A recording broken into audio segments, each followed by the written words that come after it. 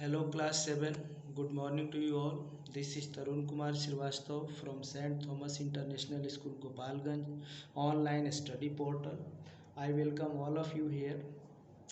This is today's 7th period. I have your book in my hand to teach you the chapter first, which is the coming of spring. What does it mean in Hindi? वसंत ऋतु का आगमन। मैं आप लोगों को बता देना चाहता हूँ कि कम से कम 2 वीडियोज इस चैप्टर के लिए मैं बनाऊँगा, इससे अधिक भी बनाना पड़ सकता है। और जितना भी डुएबल पार्ट या एक्सरसाइज वाले पोर्शंस होंगे उसको व्हाट्सएप पेज पर वर्ड मीनिंग के साथ मैं डाल दूँगा, और एक्सप्लेनेशन वाला जो भी एरियाज है वो वीडियोज के माध्यम से मैं क्लियर करूँगा। इसके लिए आप चिंता ना करें, और जो भी क्वेरीज आपकी रहेगी आप अंत में उसको कम्युनिकेट कर सकते हैं व्हाट्सएप पेज पर। तो चलते हैं, पहला चैप्टर है द कमिंग ऑफ स्प्रिंग। इसका अर्थ होता है वसंत ऋतु का आगमन। ये जो चैप्टर है वो ब्यूटीफुल नेचर सेक्शन के अंदर दिया गया है, सुंदर प्रकृति। इसमें जो लिखी हुई बात है वो मैं पढ़ देता हूँ। Can you remember one of the great quotes of E.H. Chapin? It goes as munificent nature follows the methods of divine and true and rounds all things to her perfect law. While nations are convulsed with blood and violence, how quietly the grass grows. इसमें E.H. Chapin जो एक renowned American रहे हैं, environmentalist रहे हैं, social reformer रहे हैं, nature friendly person रहे हैं, वो बहुत सारे उन्होंने महत्वपूर्ण कोट्स कहे हैं। उसमें से एक कोट यहाँ दिया गया है। उसमें वो कहते हैं कि प्रकृति उदारवादी है, वो सबको गले लगाती है, सबको सींचती है, जीवन को प्रमोट करती है। जबकि मनुष्य का नेचर जो है, उन्होंने मनुष्यों ने अलग अलग राष्ट्र बनाए हैं, एक दूसरे से को नीचा या ख़त्म करने के लिए दिन रात हिंसक गतिविधियों में शामिल है। और दूसरी तरफ ग्रास जो है चुपके चुपके से जन्म लेते रहता है, फॉरेस्ट ट्रीज ये सब जन्म लेते रहते हैं और सारे लोगों को जीवन देने का कार्य करते हैं, और हमें जीवन देना चाहिए दूसरों को, इसकी शिक्षा भी देते हैं। डिस्कस इन ग्रुप सेक्शन में पहला क्वेश्चन है, have you ever inhaled the fresh fragrance of the flowers? क्या आपने कभी भी ताज़े फूलों की खुशबू महसूस की है? जरूर की होगी। Have you felt the gentle touch of the breeze? क्या आप सुहानी हवा के एहसास को कभी आपने महसूस किया है? ज़रूर, सुहानी हवा सबको अच्छी लगती है। Have you notice the butterflies happily kissing the beautiful flowers one by one? क्या आपने तितलियों के समूह को एक एक करके सुंदर फूलों को चूमते हुए देखा है? ज़रूर हमने देखा, वो सीन बहुत ही फैसिनेटिंग होता है, बहुत ही सुंदर होता है। Have you listen to the melodious voice of a mango bird from the branch of a tree? आम जो फल है, मीठा फलों का राजा है, उसकी ऋतु के दौरान पेड़ों पर आम को खाने वाले जो पक्षी होते हैं उनके चहकने की आवाज़ कितनी अच्छी लगती है। ये सारे क्वेश्चंस का आंसर आप खुद दे सकते हैं।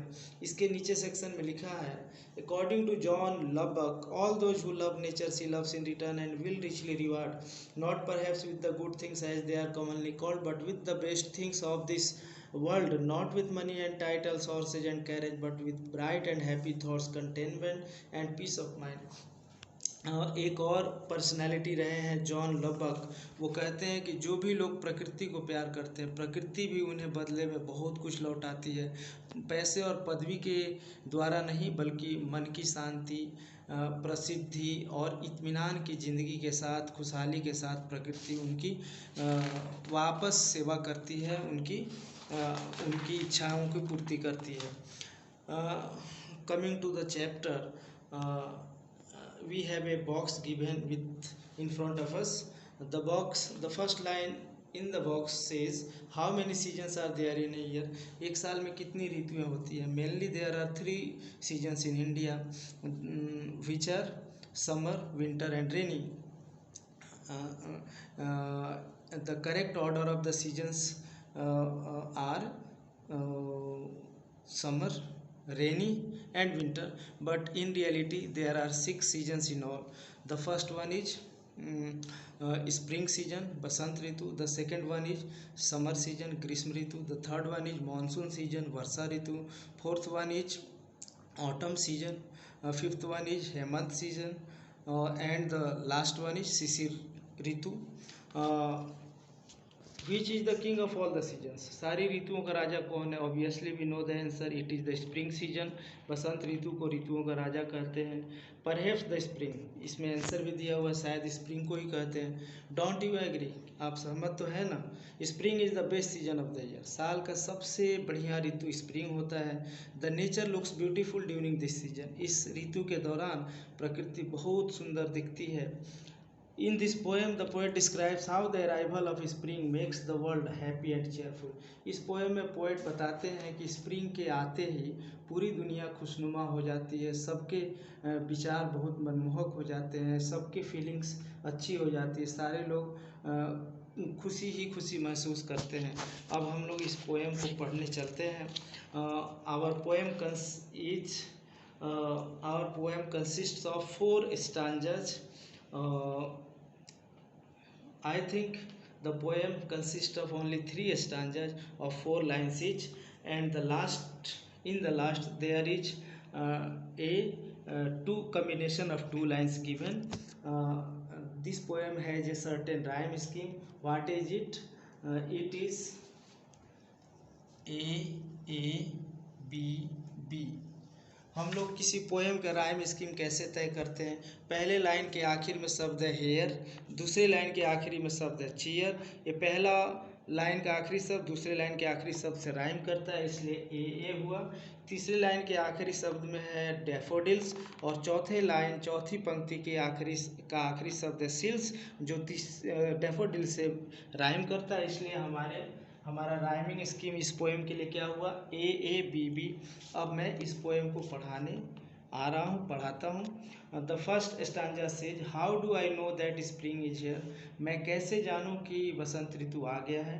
Because the world is full of cheer, क्योंकि पूरी दुनिया चारों तरफ का माहौल खुश मिजाजी से भर गया है, सारे तरफ खुशियाँ ही खुशियाँ दिख रही हैं।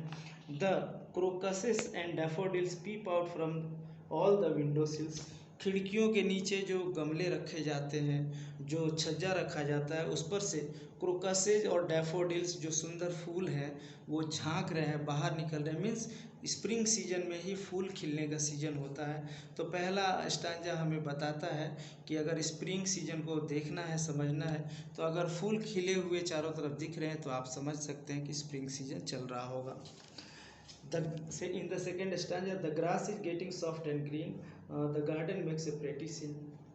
ग्रास बहुत ही मुलायम और हरा भरा दिख रहा है, पूरा बगीचा जो है सुंदर नज़ारे से भर गया है। Forsythia bushes all unfold and so there blooms of fairy gold, forsythia एक पर की झाड़ी है, वो भी खिल उठती है, फूल वाली झाड़ी है sorry. And so there blooms of fairy gold, और जिस तरह से परी सुनहले रंग की सुंदर रंग की होती है, उस तरह से वो भी रंग बिरंगी हो उठती है, उसकी भी सुंदरता खिल उठती है।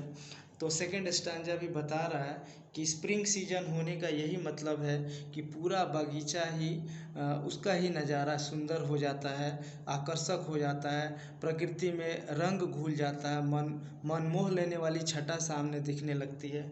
In the last stanza the first line is, the tulips of my garden wall are getting beautiful and tall, मेरे बगीचे के जो ट्यूलिप एक और दूसरा फूल का नाम है, वो भी दीवार पर, गार्डन वॉल पर वो भी खिल उठा है, और ये खूब सुंदर और लंबे होते जा रहे हैं। The birds are coming back to stay, यहाँ पक्षी खूब आ रहे हैं, तरह तरह के पक्षी आ रहे हैं, रुक रहे हैं।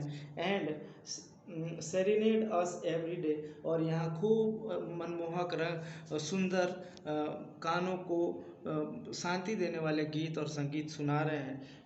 In the last 2 lines, the world is full of joy and cheer, चारों तरफ जहाँ भी देखा जाए दुनिया इस समय मनमोहक हो उठती है, आकर्षक हो उठती है। That is how I know the spring is here, इस तरह से मैं कह सकता हूँ, पोएट बोलते हैं, इस तरह से मैं बता सकता हूँ, आप भी बता सकते हैं कि स्प्रिंग सीजन है, क्योंकि स्प्रिंग सीजन में चारों तरफ हरियाली देखने को मिलती है, हवा में एक ताजगी भरी होती है, मन मोह लेने वाली छटाएं दिखती हैं, फूल वाले पौधे प्रचुरता में सामने आ जाते हैं। इस तरह से हम कह सकते हैं कि स्प्रिंग सीजन बहुत ही आकर्षक और मनमोहक होता है, और इसीलिए ऋतुओं का राजा भी कहा जाता है। I hope I have made all of you understand the poem quite easily. Still, if there are some queries from your side, you can communicate it on our WhatsApp page. Your all queries are welcome there. I will try to solve them. और मैं आपको ये बता रहा हूँ, किसी तरह के और क्वेश्चंस हो तो आप व्हाट्सएप पेज पर आप क्वेश्चंस कर सकते हैं। और इसका डुएबल जो पोर्शन है, exercise, word meaning, question answers, वो सब मैं उसको आगे मैं व्हाट्सएप पेज पर लिख कर आपको कम्युनिकेट करूँगा। तब तक के लिए take care of yourself, study well, behave well. This is a severe situation of a severe disease. Don't unnecessarily go out and take care of yourself. Thank you for now. Take care.